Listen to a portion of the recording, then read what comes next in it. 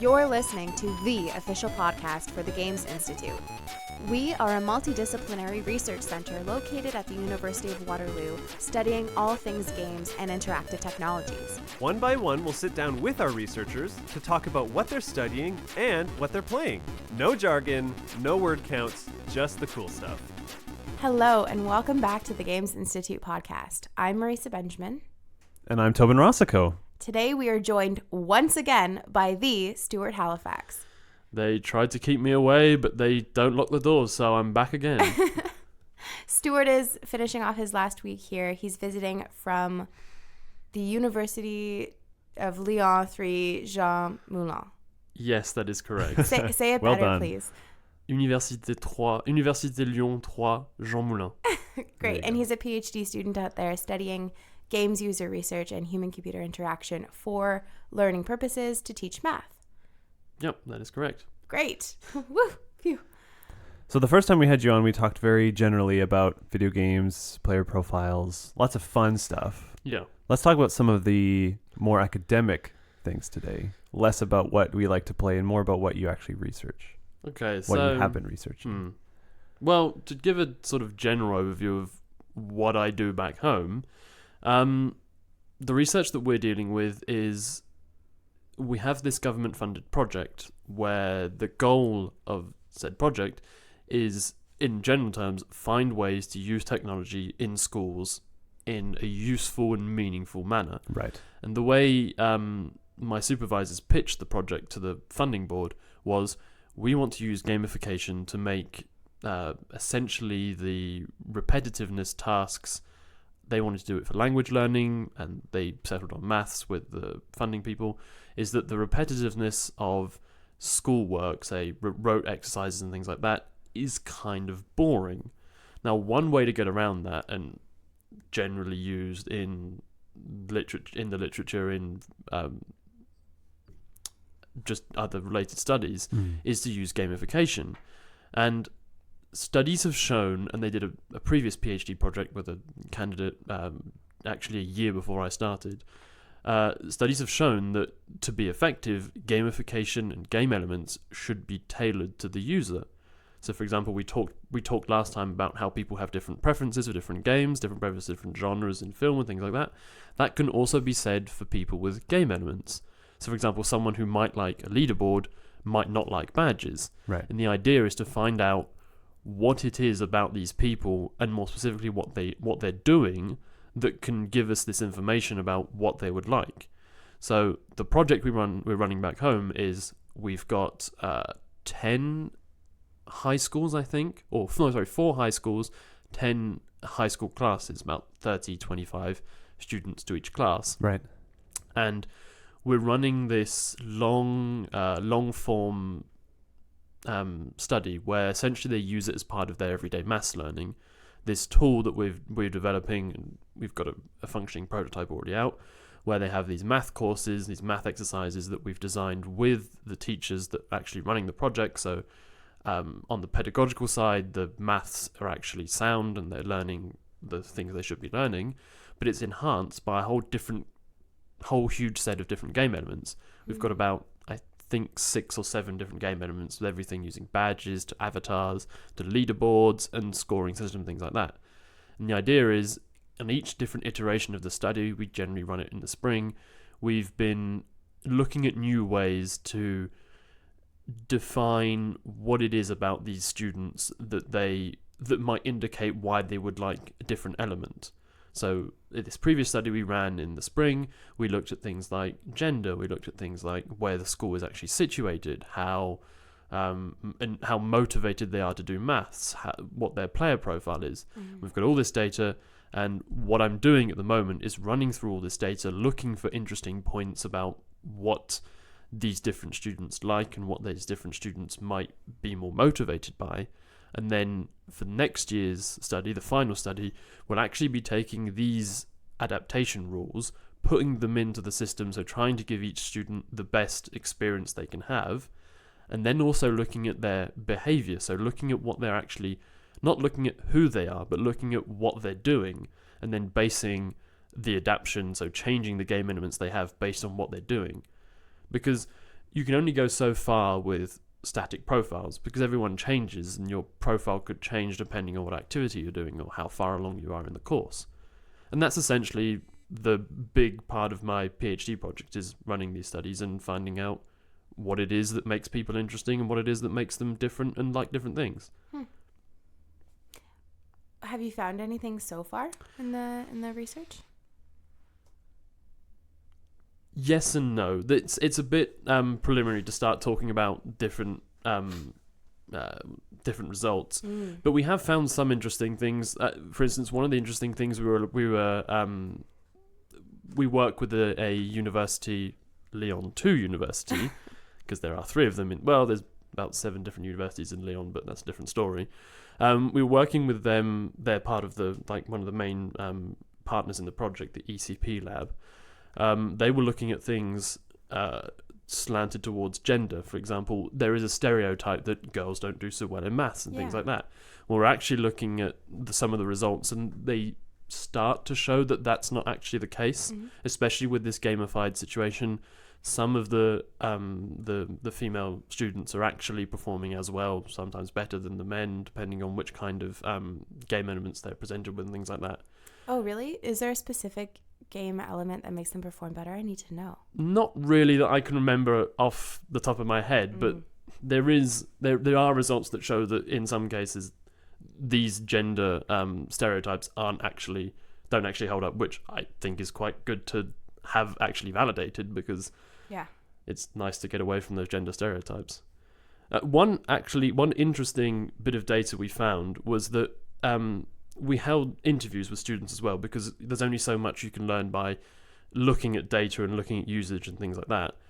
We actually talked to them to get their sort of feedback on how the game elements were designed, and we used that feedback then to redesign them for the next year. And one of the game elements we used is a timer, where the students have a little stopwatch on the top of their exercise thing. Ooh, this is stressing me Yeah, out. I'm already stressed. Yeah. I remember Right, doing this in elementary school. Okay, this is where we're going with this. Oh, no. And Take us. every single student, what it does is it didn't count down, it counted up. So whenever they answered a question correctly, it would say, oh, you took X amount of time. And the next question, they would be shown, or last question, you took, say, 5 seconds to answer it, try to do faster, and so on and so on. And funnily enough, every single student said in the interviews, I didn't quite like that so much. I was kind of stressed, and that's the thing.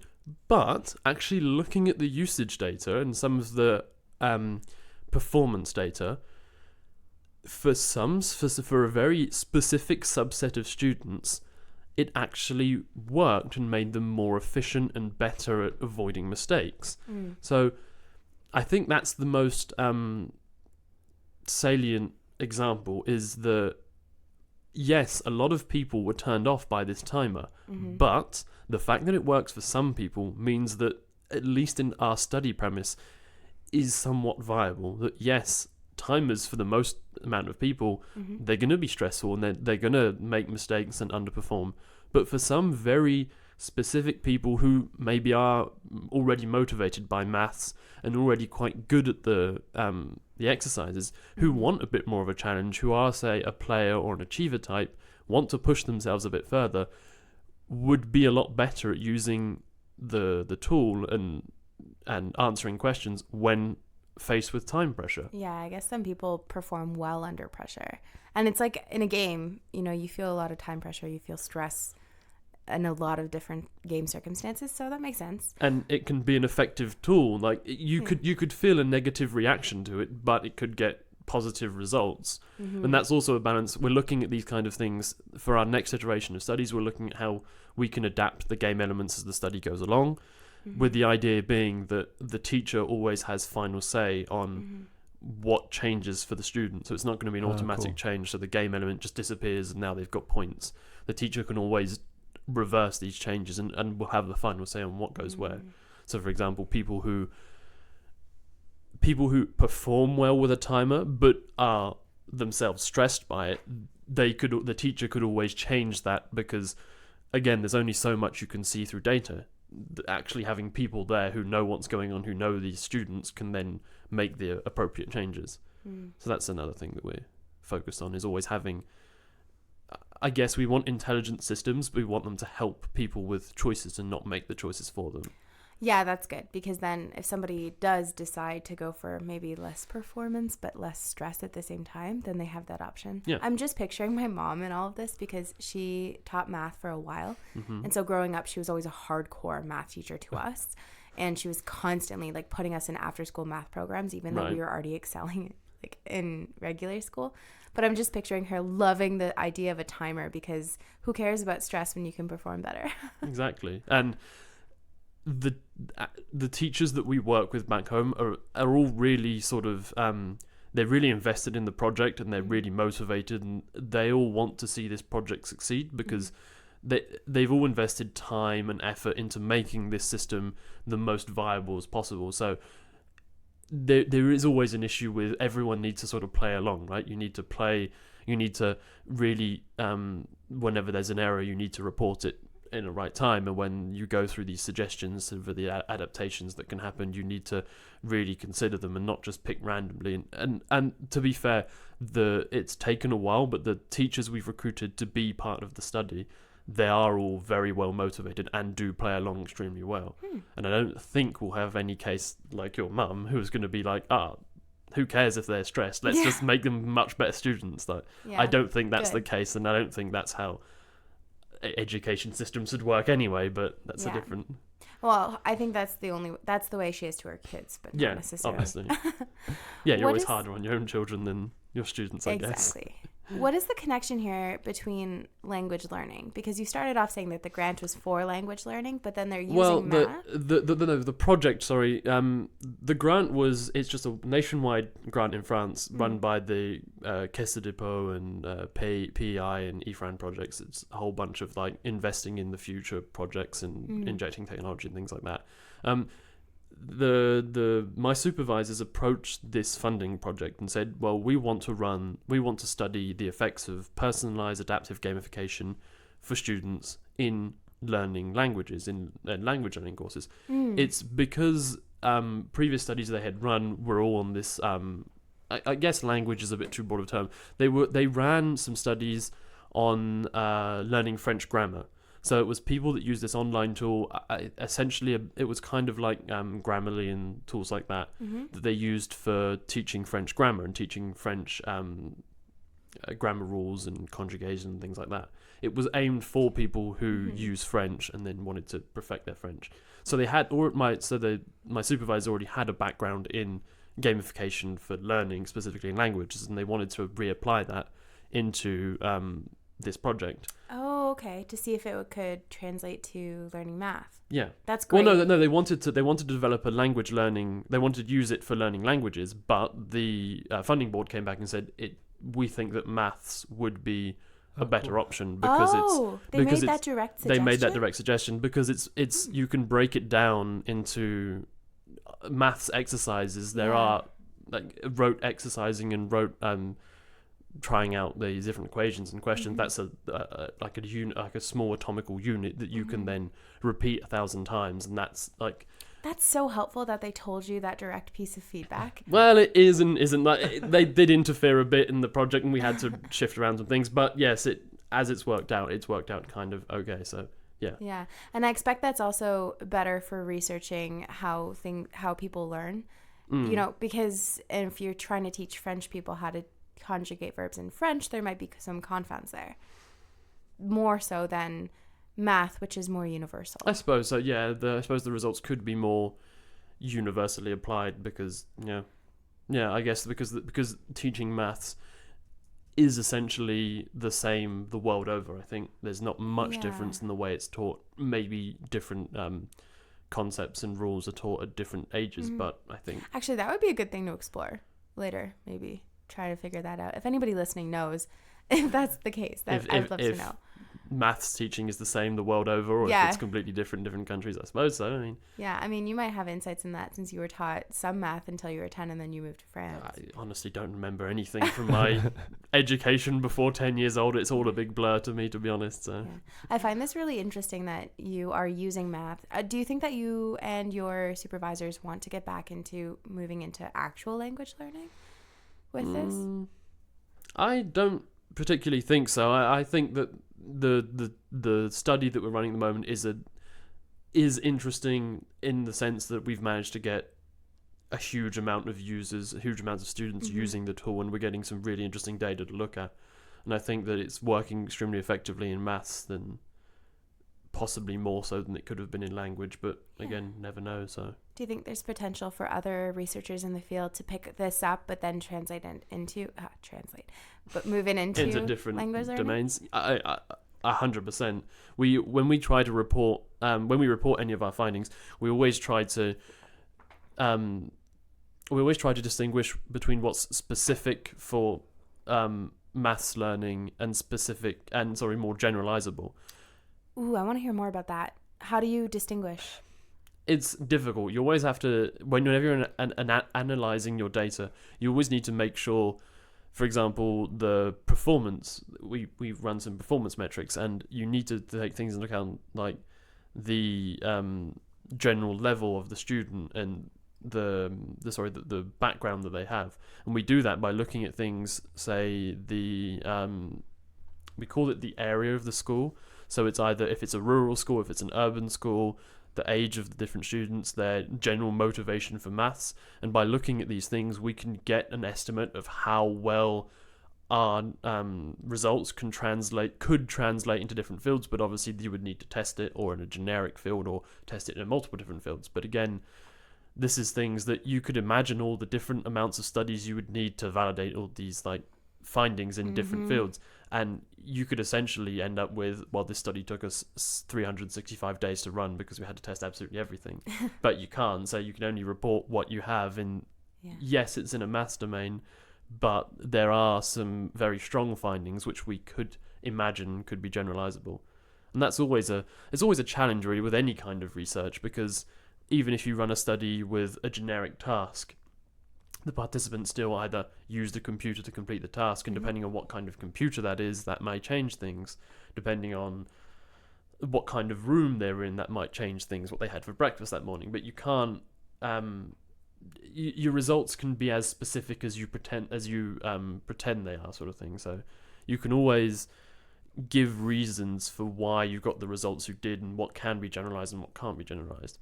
And we always try to report our findings with as much honesty as possible.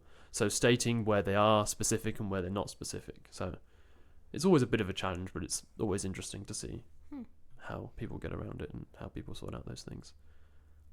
So a question I have is, when you're doing this kind of stuff, do the students select their preferred method and they run with that for a bit? Or is it the teacher saying like, okay, today we're going to do a points-based kind of thing, and then they observe how the students react, and then maybe they'll change and say, hey, now we're going to do a, I don't know, leaderboard or get some badges or something like that. Like how is it actually implemented? And when you want to finalize it, is there going to be a difference in how it's kind of used by students? So the way that it ran in the study before I actually came out here, so mid-March to end of April sort of thing, the way it ran was each of the students, we distributed the game elements randomly throughout the students, trying to get an equal distribution of male versus female, urban versus rural, trying to get them in such a way so that each teacher would have a set amount of game elements. And about how many students did you have in your study? I think we had... You said about 10 classes. It might have been 12 classes. Okay. It's 12 classes, say 10, 12 classes without 25 to 30 students per around class. 300. So that's quite, maybe a bit of we're really pleased with this kind of study because we managed to get lots of people using this stuff for a long time. So it's a very rich source of data. So we distributed them randomly because we wanted to test essentially students with game elements that were correctly adapted to those who weren't correctly adapted. Okay, cool. And they used them throughout the duration of the study. So 10 lessons in session presence with the tablet using this tool. Okay. I think each session lasted about an hour, and then during the session they used the tablets for anywhere between 25 to 40 minutes to solve these exercises. Cool. So we had a lot of people using the tool for a long time. And in future, what we're hoping for is essentially what we're trying to do next year is run 3 different situations, or 2, I can never remember. So it's one situation where it's we're still deciding with the teachers and with the people running the study just to make sure that everything is ethical and stress-free as possible for the students.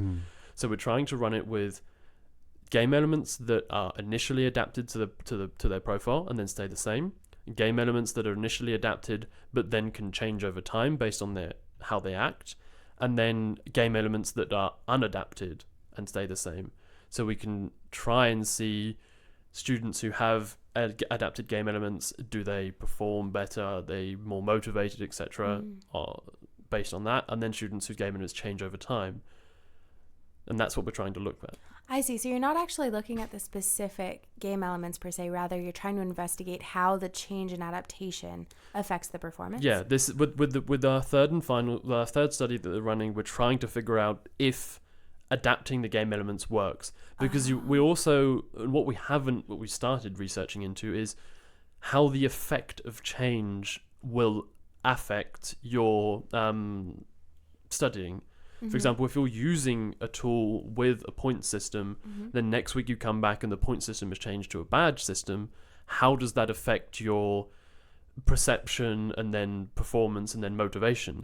Because you could be thinking to yourself, okay, well, I remember from last week I scored 5,000 points, that's good. And then you turn on your tablet and you start using the maths exercise, and now for all of a sudden you get a pop-up saying, oh, we detected that you're not very motivated by scores, you should try these badges instead. And then suddenly I see that last week I still have 5,000 points, but this week I got 3 badges, or I earned a trophy, or my avatar got a new sword or something. Oh, yeah. But what does that mean? Like, how does... We're trying to investigate... There are multiple studies on how an adaptation should occur. Like, it should be intelligible, it should be predictable, it should be quantifiable, and it should be understandable. So you can understand what you did to make this change, you can see what has changed, you can understand why it's changed. And we're trying to look at things like how frequent we can make the changes for the students. Like, it's not, but is it possible to change it during a learning session from one question to the other? I mean, it's completely not, and it'd be horrible for the students, but that's the extreme, right? And how frequently can we change versus how frequent a change is too frequent a change. If it changes all the time, you have no reference and you have no idea of your performance and things like that. And we're looking at different ideas and different ways we can change the elements, and also just giving people the time to change these elements, because it's going to be the teachers who are going to initiate the change, and they need time to look at we're going to essentially provide a list of suggestions saying student A is currently using, say, scores, and will be more motivated by badges and avatars and leaderboards, and then give them time to think about, well, I know the personality of student A, they might actually more prefer leaderboards, even though the system is suggesting 3 different things. I know that this student will be more motivated by comparing themselves to others, so they should try this instead. And it's figuring out, because obviously this is part of an ongoing education for students, it's figuring out the best balance between asking the teachers to perform an important role in deciding who gets what, and also not giving them a surcharge of work which they don't necessarily have the time or can't find the time to be able to do, because they already have a fairly hectic work day, and we don't really want to give them too much more work, because that's not our goal. We want to make things easier for everyone, essentially. So we're trying to figure out where and when these can be adapted. So when the studies are all done and stuff and you have a product, is the idea that the students will be able to themselves customize how they do their homework, or is there still going to be some like top-down stuff that says, like, that the teacher says, like, okay, in this class we're going to do this, and there's always going to be that monitoring system? Or is there going to be a way that a student can take it home and go, you know what, I'm really motivated by badges, I'm going to make sure I get all my badges this week, and like do it themselves? I think long term, yes, that is like giving students more agency about what they want and how they can interact is definitely definitely something I would like to see out of a product that comes out of this. Mm. We're not really looking towards what kind of products and things we can develop. We are working with a company who is developing a gamified, like adaptive gamified version. Okay, cool. But based on the results we're getting at the moment, we can't really, because the students are using it in a way that they're like physically present in schools and can't use it outside of the schools. Yeah. We don't have much data about when they're free to interact, what actually happens and how this is different, because there's a difference in motivation between me going to class and having to figure out these math exercises, and the difference between them just logging in whenever Yeah. and then being able to interact. But Yeah. this was a discussion we had of giving the students themselves time to choose which game element they would want. Unfortunately, with how the experiment is going to pan out, we don't think that's going to actually be feasible, because like there's only so many minutes in a study session they have in class, right? If you want to fit in tablet usage and then actual like more traditional coursework, and then time to ask questions to the teacher, and then actually time to use the game elements and be familiar with them, is just not enough time. Yeah. So we're trying to figure out how to fit everything in such a small time. That's a big challenge. Yeah. Especially with trying to work with, I guess, 12 to 10-year-olds who aren't always paying attention. And it's just, it's more of a novel thing really to go into the classrooms. Oh, we're using tablets today. Sweet, let's not listen to what the teacher says at all. And to be fair, that hasn't been the case in most of the classes we've had. So the students have been playing along really well, and we've had some really good feedback from them. Said, oh, we really like coming to class because it was different and interesting. So we're really happy with that. I'm still a little unclear. Maybe it's because Canada is different from France, but like how this gets integrated in schools, because isn't the school system regulated by the government? Yep. And so they've already given you buy-in that they... Yep. They mandated they essentially, what the government has done is through these funding projects, the EFRAN and the PIA and the Caisse de Dépôt, they've essentially said that we want to use more technology in schools. And then we want the technology, because a bit of a history lesson, in France, I think in like the early 90s, there was a big push of getting computers into schools. So they bought tons of computers for schools. They put them in all the school classrooms. And as you can guess, nobody used them. Yeah, I remember those years. It's the same thing as saying like, we want technology. Yeah. Right? Like, which technology? Well, they bought all these tablets and they bought all these computers and they put them in the schools, but they didn't. Sorry about that. But they didn't give any like training or this is how you use it. So what did the teachers do? They didn't use them because they don't have the time to look at how this can be used, and or don't feel the need to, because they've always taught a certain way and it's always been effective. So why change? So then what they've been doing recently is asking research groups to essentially pitch their ideas for how to use this in schools in a meaningful and productive way, run these studies. They've given us a big funding budget, enough to pay for my PhD, enough to pay for one of my colleagues at the ECP who's running the more motivation side of the study, to essentially look at these and say, well, we know of ways that technology can be used in schools. Let us run studies in these schools trying to make education better and more interesting.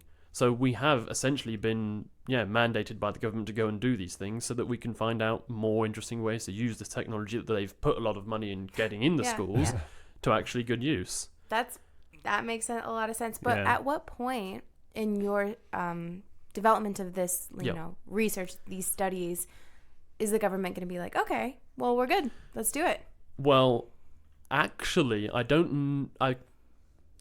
the idea is that, especially in my region, so the same as your province, the local government has said, we want to make this part of the training for teachers, how to use gamification as part of their teaching. So I don't know if they have made it or they're going to. They're going to make it part of the mandatory training package for teachers.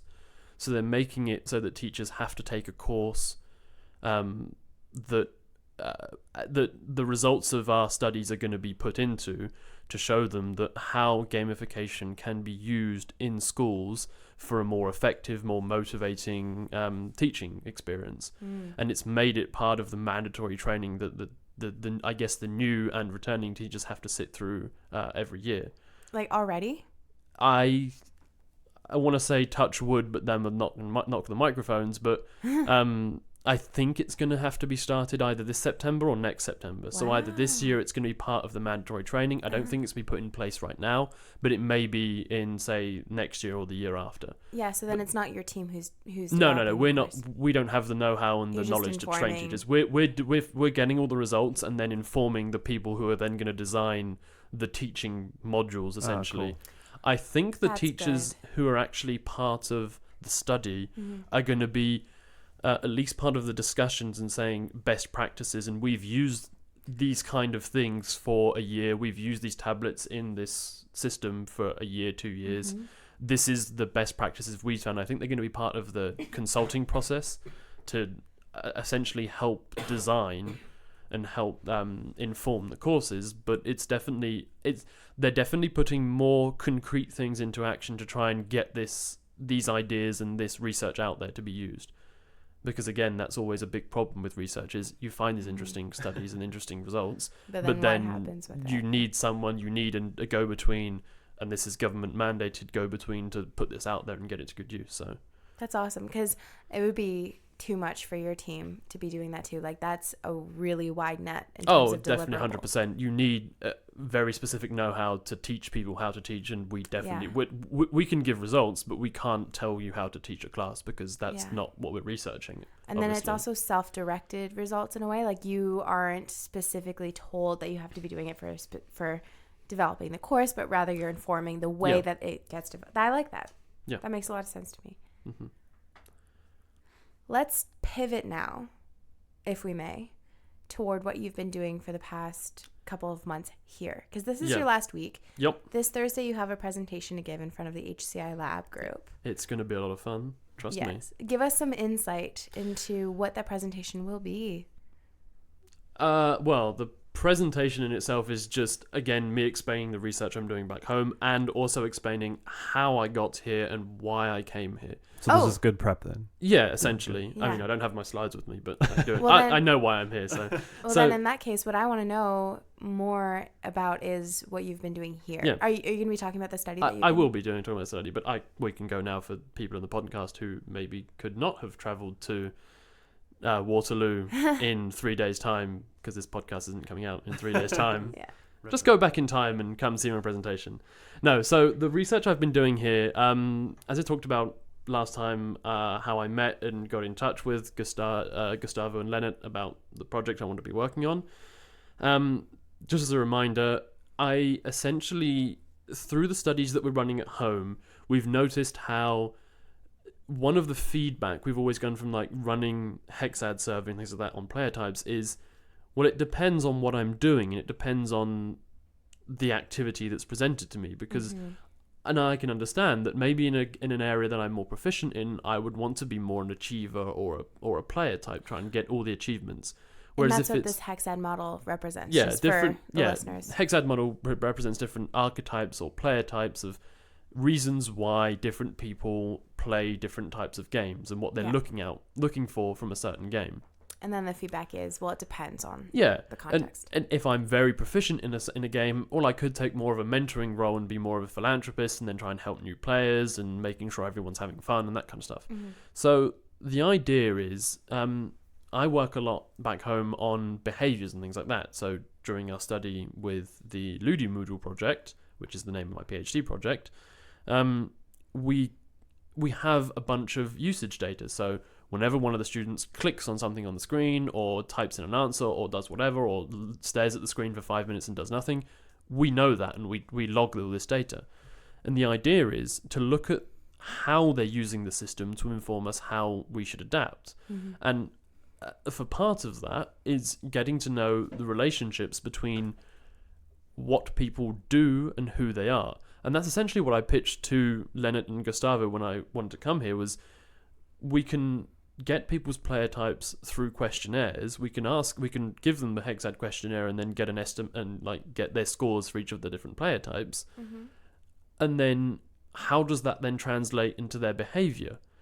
So the study that we're running over here is very basic generic task, put some tags on some images, and then through that task we're actually logging every kind of interaction they do on the system. So if they send some gifts to people using the gifting mechanism, if they read the leaderboard frequently, if they use power-ups all the time, if they tag 3 images and then do nothing for the rest of the study, we can see all this data.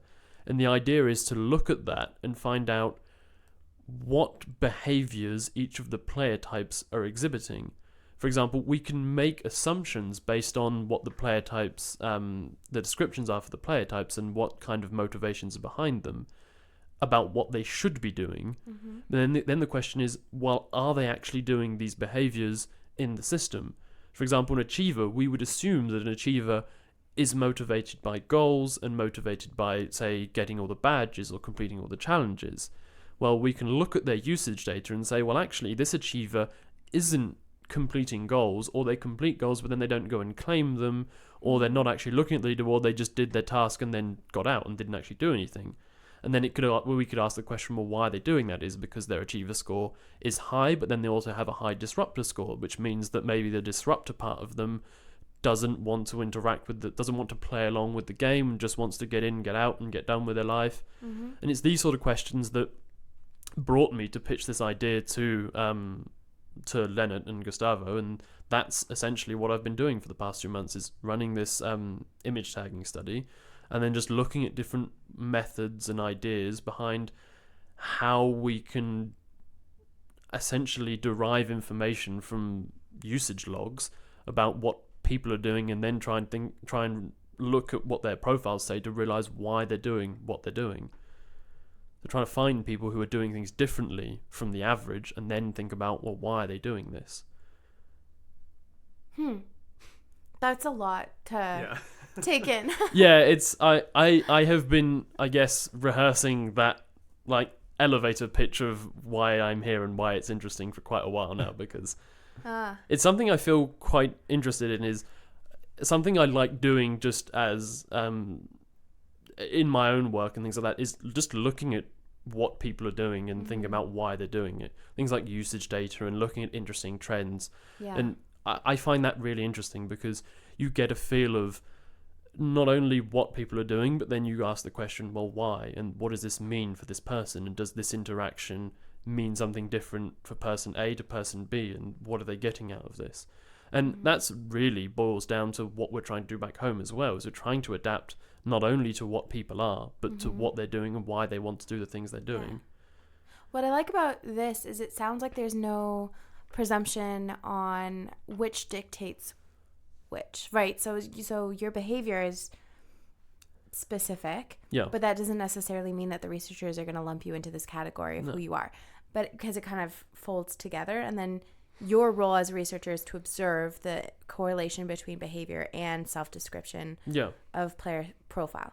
Because, I mean, some people do go about it developing a player profile based off of the behavior, which might be initially how this hexad model was developed, maybe. I don't know.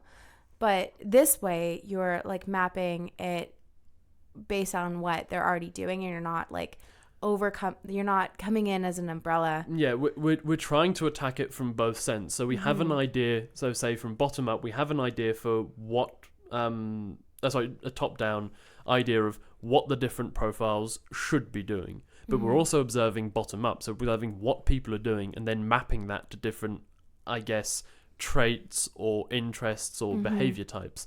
And then the idea is to see, well, do these two sides of what should be, at least based on the literature and things like that, what should be two sides of the same approach, do they actually meet up in the middle, or is there overlap, or do they not at all? Is it completely orthogonal? And then based on the type of overlap we have, that's what all the analysis procedure is going to be of, well, does it line up? And if it doesn't, that's the interesting part, is why doesn't it line up? And what are we actually looking at here? That's really cool. What do you think it means if they don't line up? It could mean lots of things. One thing it could mean that our essential assumptions of what the behaviors of the different player types could be wrong. It could also mean that the assessment that people give in the player type questionnaires could also be wrong. It could mean that the player types themselves aren't strong enough to represent a whole breadth and width of different behaviors. It could also mean, very simply, that the detection of behaviors wasn't correct. The rules that we have in place for saying that if someone does go and visit the leaderboard frequently, that may not mean that they're more of an achiever type player. It could mean something completely different.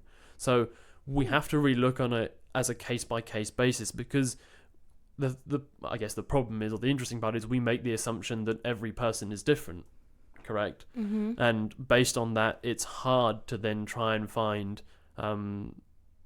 patterns or groups of people and try and lump them in the same way. We could look at groups of people who are acting similarly, so people who have same behaviors or act in a same way that is different from the group, and then get an idea of, well, if, say, these 4 people have all seen the leaderboard 50 times, where everyone else in the study has only seen it on average 5 times, why are these 3 people different? What makes these 3 people different? And that's when we have overlaps that don't necessarily match up with what we predict, and that's when we need to think about, either we need to create a new model based on specific behaviors, or do we need to revisit the old model and then add extra information to that old model by saying, well, actually, these behaviors, some of these may be more tangential, so we have behaviors that can apply to 4 different player types. Yeah, this is really cool stuff. I especially like, I think it was option 3 that you gave, which is that it's wrong in that it needs to be more expansive for what type of behaviors the person could exhibit. Yeah, I like that. There isn't a lot of research about behaviors, but just in the sense that it's a lot harder to quantify or study. It's a lot easier to take raw results on, say, for example, precision things. Like if you want to run a study on how fast someone can complete a task, that's a very simple metric to observe, because you just start a timer when they start it and end a timer when they end their task. But observing behaviors, it's a lot more difficult, and it's a lot more nebulous, because behaviors, you can make them say whatever you want to say, really. It's one of those things that, if you, depending on which lens you look at it through, you can paint things in a positive light, in a negative light, in a neutral light. There's so many ways that looking at this data that can be interesting. It's just finding the most interesting one, really. Well, I'm curious about those lenses, and I was thinking specifically about how it relates to personality traits. Do you work with the Big 5? We do, actually. Back home, I did a lot of work with the Big 5 personality traits, the extroversion, introversion. It's either openness to experience. Yeah, there's also one that's neuroticism, but it can be done the other way. I can never remember what it is. I think it's openness to new experiences is actually the opposite of neuroticisness or whatever. But yeah, there's 2 ways of doing it. It's ocean. Openness, consciousness. No, conscientiousness. Conscientiousness, yeah, that's extroversion. Extroversion. A is agreeableness, and then N is neuroticism. Yeah. But neuroticism generally, I mean, we use it the other way around. We don't call it neuroticism. We call it, I can't remember what it is. You put a positive spin? Yeah, we use the opposite version. Stability, maybe? Yes, that's the one, emotional stability. Yeah. That's it. Yeah, that makes sense. Okay, yeah, because I was thinking with these Big 5, how that co-varies with behaviors and things like that. Let's start that question over. Yeah. Yeah, with these Big 5, how that co-varies with behavior would be interesting, because let's say I have a player personality. I guess how it would co-vary with player types. So let's say I have a player type where, what did we say last time was my player type? I honestly can't remember. I can't remember either. I'm competitive. I guess I want to win, beat other people. I don't care if I don't perform well, as long as everybody else around me performs worse. Yeah. Wow, that's... Even in D&D. Yeah, I guess so. Yeah. She's not a party player. We're being totally honest here. I don't like this about me, but it's but that's and this is specifically in games. In the real world, I want everyone to achieve, for the record. But anyway, so let's say I have this personality, this player profile, and then my personality traits are I'm really, really open to experiences. Yeah. So how that co-varies in my behavior might be that I like engage with all of the systems? Am Yeah, I you kind of on an you interesting sort of track? explore all the possibilities in the game and find the one that's right for you. I guess it could be. I mean, that could be a thing that these two sort of traits or profiles might be. I guess could overlap or interact in very interesting ways. That might be an interesting way to account for a lot of variance in Differences behavior. in what we predict as a good personality or not, or good Mhm. behavior based on, I say good, a correctly predicted behavior based on someone's player profile Mhm. might actually be to the fact that the player profile specifically says about games, whereas their more general personality might have some influence. There's a lot of different things that you could explore Mm. as covariance too, because I'm also thinking about life status Yeah. and different ways that you're drawn into game systems. 100%. And that's why I love looking at user behavior so much, is Yeah. because there is so much information you can get out of how someone behaves and looking into reasons why they do these things. I mean, I think I've said that a lot actually during the course of this episode, but that is something I'm really passionate about, is looking at what people are doing and trying to understand why. I'm fully passionate about it now. You have me completely Right? on board. I'm fully invested. I want to see where this goes. Okay, good. That means that I at least can talk about something interesting and Yeah. convey interest to other people. So, Yeah. I mean, I suppose that's an interesting and an important skill set for a researcher to have. Make people think that what you're doing is interesting and get them to spend money so that you can look at it more, I suppose. Woo! So Tobin has just indicated to us that we have 15 minutes left, Yeah. and I wanted to talk about your Canadian experience. Oh, wow. Okay. But you wanted to ask him. Yeah. I mean, yeah. Okay, here, I'll lead up better. What have been some of the highlights of your time here in Ontario? Well, I mean, I haven't been able to explore as much of Ontario as I would have wanted. Obviously, not having a car is a big issue over here in Canada. Yeah, Land of the did you car. know that? No, well, I've been told that North America really likes cars, but I mean, didn't realize how much. I think it's been weird being in Canada, because in some senses it's very like Europe and the UK. Kind of culturally wise, it's not much of a culture difference, but it's enough of an everyday life and everyday life routine difference that it's. Imagine that you're looking at a painting, you've looked at your whole life and you know this painting extremely well, and then one day you look at the painting and someone's put like a blue filter in front of your eyes. It's slightly different, like the colors are all different, but the shapes and the forms are all the same. Are you saying that France is tinged blue, or Canada? Well, I think No, just I know what Canada, you're saying. but you Yeah, understand what I get mean, right? It's everything here is kind of the same, but then kind of different. For example, just going to the shops and trying to buy stuff that I would usually buy at home. The things that are grown here aren't the stuff that's grown in Europe as frequently, and everything over here is product of Ontario produce. And you think, oh, it's really good. But then you realise that actually Ontario is probably 3 times the size of France. So Yeah. something that comes from the other side of the province is actually the same as getting it from Spain back home. Well, nothing's really coming from the other side of the province. Well, yeah, because it's But all I do- tundra and frozen wasteland. But yeah, but it's also loads of things, just like the different kinds of foods that you find, especially with Waterloo being a university town. There's so much diverse kinds of foods and things you can try and experiences, and I've been really struggling not to eat my body weight in, I guess, cheese and fried foods and sausages and donuts, because I really want to try everything, but I don't want to have to buy 3 seats when I fly back. But yeah, it's honestly, it's been so much fun being over here. I mean, I always hear the stereotype about Canadians being welcoming and friendly, and I haven't met a Canadian who hasn't been not welcoming and friendly. Everyone's been here. It's really nice and really friendly. And I mean, even you, Marisa, invited me to your house and took me to the C&E, which was an experience. I'll say that much. Canadian National Exhibition. That's a must see. Yeah, I think, it if you was. can. It was tons of fun. Hilarious. Yeah. And just everything, just like even on the weekends, just walking around, listening to noises. Like, what's the weird small? It looks like a cricket, but makes a really high pitch. Cicada. Yeah, we don't have those in Europe. Yeah, that'd be a really weird thing. I to was experience completely freaked out the first time I heard that. I was walking underneath some electrical wires, and I thought the electrical wires were about to blow up. Have you seen one though? I haven't. here. They're very They're ugly. very big. and Really? ugly. Yeah, Yeah. they're like this big.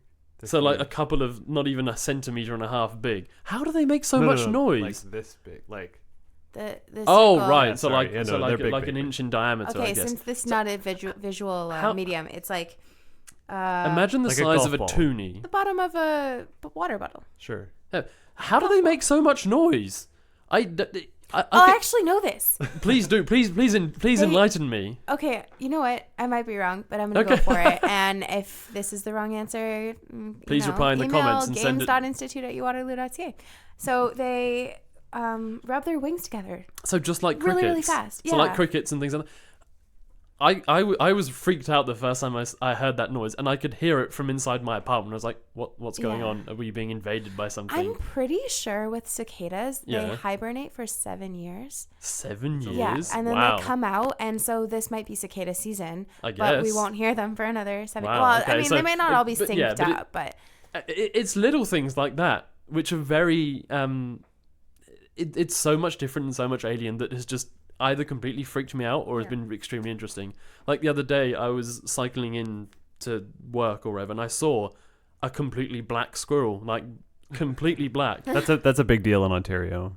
And it's not a thing in Europe, so I took a photo. It's and not was like, even a thing like out west. oh, It's okay, just right. So it's here. just a thing here, because I was showing everyone it's at the lab. I was really like, weird. look, I found this completely black squirrel. I was like, yeah, it's a squirrel. They're black over here. And it's like, that's one of my favorite things about going and exploring different places, because things will feel the same, but what's always different is the critters that are yeah, that are the locally animals available. that you see in and about. Yeah, so I mean, you go anywhere, you got Costa Rica or Mexico, you see a ton of iguanas and salamanders. And they're just Arizona, it's like salamanders Yeah. and scorpions. and that's London, it's rats. it's everywhere. normal animals you see everywhere, and you're surprised to see all this I don't new know if fauna and rats are stuff. normal, but yeah, Well, rats like are normal Ontario, anywhere. it's big squirrels. have Out west, people. it's like red squirrels. Like this weekend, we're out Yeah. walking with my parents, and we saw a cardinal fly by. Like it just dropped right in front of us, sit on a tree for 5 seconds, and fly off. And I've never seen one in the wild before. And chipmunks just came out of the ground. Yeah, and there's were lots of eating- chipmunks on campus. Yeah, and I've never seen a chipmunk before. Like, and not That's in a zoo, right? And Right. I mean, just things like that, and even just what I love doing when going to a new country is just going in a supermarket and looking what's on the shelves, looking what does your normal Canadian buy when and they then go you to pay Walmart. attention to prices too. Oh, like, prices here are in horrible. Don't get me Switzerland, started on everything that. is so expensive, but Well, the because- cheese is so cheap. Right? And over here, for some reason, you decide to add on extra hidden costs to everything. If you see something on the shelf that's $5.99, it's actually $6 or $7 because 13%. is it 30? I thought it was 15. That's 13. HST is 13%. But why? Yeah. Why don't you just put the prices on this? No, not I getting know, into no, this debate I again. It's completely it's- agree. yeah, but It it's gets me every time. right. Anyway, but yeah, I love just walking around the shops and just going into places and seeing what I guess normal everyday Canadians buy as part of their weekly shop, and just what's on the shelves. It's so completely different, and in some aspects, is what I'm saying about the filter, because a lot of the things are slightly similar, but just in a different presentation. Wait, what is a weird thing that you saw on the shelves?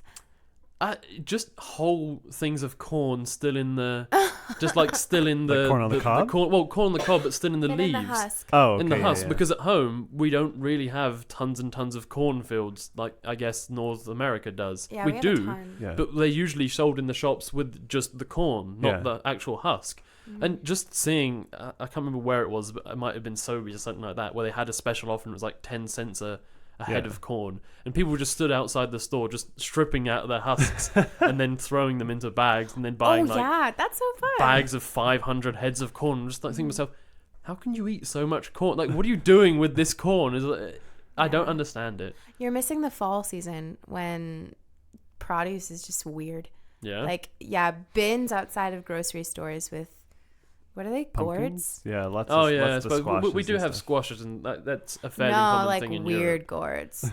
What, like the really squished ones that have like a really big, like the really flat ones, and then the really long ones and stuff like that. I'm We- thinking bumpy ones. Oh yeah, colorful ones. yes. Okay, well, Gourds I are guess you just have that weird one. everywhere in the world, to be honest. Like Yeah, gourds. they weird. don't look like real vegetables. We can They work look that into fake. the title. Welcoming back Stuart and talking about gourds. The gourd talk. Yeah. So did you maintain your European diet here? Or did you give into some of the? I tried, but it's hard to, because the thing is, food is a lot more expensive here than it is back home, especially Yes. like raw food to cook with. It's actually I would need to like run the numbers, but I think it's a lot cheaper to actually eat out than it is to cook for one at home. Here. Yeah. Yeah. Which is I to me it's just horrible and dumb, because I Yeah, love it cooking is. so much and I love making my own food, and in my mind it's always healthier, even though I end up cooking with tons of butter and because it's just tastier. But yeah, there's tons of food that I wish I could have tried, but just didn't either have the time or the stomach Yeah. or budget The for, calories to be honest. to Yeah, give the up on. calories in the day. Only so many calories you can eat, and I think I've been over that limit for the past month and a half, but I've got my gym membership starting up when I go back home, so that's good at least. Brain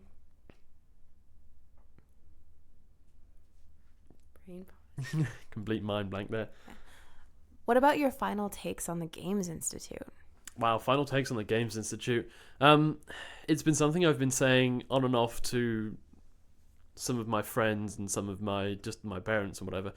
When I got here, I had no assumptions about. I didn't know what I wanted to do after I finished my PhD, but I knew that I didn't want to stay in academia and do a postdoc and then apply for professorships and things like that. That's not something I was interested in before coming here. And I suppose it's one of those grass is always greener on the other side, and you just get a bit burnt out with your project and you just want to do something completely different. But from being here, seeing the research that people are doing and seeing how a North American system works when compared to, say, a European system, I find myself thinking more and more, this could be something I could end up doing. And currently I'm looking at coming back here for a postdoc position, possibly for 2 years after I finish my PhD. Woo! Can we throw in, is there a way to throw in a round of applause? I can just do it. Well, I'm looking at it. There's nothing definitive yet. I still need to finish my PhD and then think about, if possible, I want to come back or whatever. But again, it was something I had never really considered until coming here and seeing what it is that's going on in this place and this university and this space and this energy, really. Just like I've said it multiple times, just having tons of games and like the positive game culture that's around here and all these things that I'm just sort of low-key passionate about back home. Everyone's sort of high-key passionate about here. It's not something that people say, but you understand what I mean by that, right? And it's been a great 2 months, and I really wish I would have got my stuff sorted out sooner and came here earlier, because 2 months isn't enough to do everything that I wanted to do. And honestly, I wish I could have come here sooner. That's a pretty glowing endorsement, I'd say. Yeah, that's good. Yeah, your mileage may vary though, to be honest. My pardon? Everyone's mileage may vary depending on how well they fit with the Games Institute, but yeah, I've had a really good time. It is it's one of those things where if you get involved and you start chatting with lots of folks, it becomes a really good community. I really have, I'm more generally outgoing person, and I really have put a lot of work in just setting up coffee for tea and coffee things and just chatting with everyone. Thank you for that. Yeah, I don't know if anyone's going to keep doing it after I leave, but hey, I know, we need a new at least we Stuart. had a good summer. Yeah. Tobin doesn't drink coffee, so. Yeah, we're just going to cut that. Yeah. All right, we got a minute and a half. What are you playing these days? Have you had time to play while you're here? I shouldn't have, but I have. For research. Oh yeah, 100% research. No, I managed to negotiate. I managed to reason myself that yes, buying this new game on the Switch is worth my time, and yes, I should buy the 2-for-1 game voucher and spend even more money. So I've been. I finished up Final Fantasy 12 since we last talked, and that was interesting to say the least. The end of that game was pretty weird, but kind of interesting. It's most Final Fantasy games. Yeah, to be honest. And no, I downloaded the new Fire Emblem game. Oh, and yeah. I didn't think I'd been playing that too much. Mm. And I just looked at my save file and I have Yeah. 30 hours on it, and Yeah. it only released like 2 weeks ago. And I think to myself, how? Wow. How have I spent 30 hours on this game? Pretty Gotta already? take impressive. those kids out to lunch. Yeah. Yeah, you gotta. It's some. I tell you what, I always say this about every Fire Emblem game. They always follow the same formula. This And one it's does all, not. it definitely does. It does? It's, Okay. It's 100% peak anime tropes. I would tell you that. Impressive that you've been able to play like while you're coding at the same time, and like while you're analyzing results. That's awesome. Yeah, I certainly haven't been neglecting my work to play games. 100%. No, I play a lot. Like a lot of people just wind down watching television and stuff, but I wind down playing games. So like if I play even over a week, if I sit down after work, have some food, and then play for an hour and a half, that's 7 hours over a week, and I generally play more than that on the weekends. Just as I don't like watching movies on my own. I like playing games. If I'm with people, I'll watch movies, I'll watch series and things like that. But I like to talk about these things. So when I'm on my own, I just play games. Yeah, I that's don't think we asked you last time, but what is your player style? My player style, I don't remember. Whenever I've taken the test so many times just to like try out and get a feel for the questions, that I think I've had every single answer possible under the sun. But I think I'm more of a free spirit style, I guess, player. Like if a reward is there, I will sometimes go out of my way to get a reward and things like that. But again, I like exploring and trying to find where these hidden rewards can be. Divergent. Yeah, I guess. Yeah, that makes sense with that D&D one shot we played together. Yeah, I like Don't you think? exploring things and playing. Yeah, different because you didn't things. really follow the status quo. You're like, actually, this isn't really interesting. What else does this place have to offer? Well, most of my reactions were, "This is dumb. You're gonna get yourself killed. I'm not gonna do this. I like to survive." And then and spoilers, I guess, if this comes out after D&D, they did get themselves killed. Yeah. Yeah, you didn't take a single scratch. Nope. That's hilarious. What? Wait, didn't I think I did because I got cursed by that genie, but Oh yeah, but that's Yeah. not even like in battle or anything like Oh, that. no, There's yeah. nothing. I hid and just No, those weren't that was off your total HP. So that if that was the only damage you took, that's not even technically damage. yeah, I suppose, yeah. Just a reduction. It was a curse, Yeah. as it were. Mm. Yeah. Cool. All right. Well, Yeah. That's that. Yeah. We're gonna have to, I guess, have you on again when you come back to the Games Institute. Again, let's not make any promises. If I come back to the Games Institute, and if not, What's we could that? always. You promised to come back. No. Wow. Don't edit this to make it sound different. I'm watching you, Tom. I will be sending a very angry email to games.institute@uwaterloo.com saying .com. Fine. That's .com. great. Damn it! No, it's .ca. send all the emails you want to .com. Yeah. Thanks so much for joining us. Thanks for having here me. on this podcast for the third time, and here at the Games Institute, and here in Ontario, and here in Canada. Thank you so much for having me. I've had one of the best summers of my life. On behalf of all Canadians who welcome.